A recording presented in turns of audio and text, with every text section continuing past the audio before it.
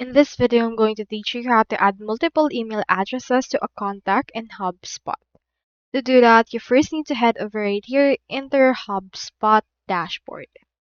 Now, once you're in there, you just need to go over to the CRM, and then from in there, you should be able to find contacts, so make sure to click on this. Once you have clicked on your contacts, you can just hover to the email property to click the pencil icon. Just choose right here first your contact's name. For example, let's choose right here this Brian. Click on them in order to edit it. Now, under this case, you can see the left sidebar. We already have right here their email. And if you want to add another one, what we can do is we can just select to add it. So click on this details right here in order to open it. You can see right here their email. Just click on this edit property and it will open right here the property settings for that in a new tab. So for that case, just wait for this.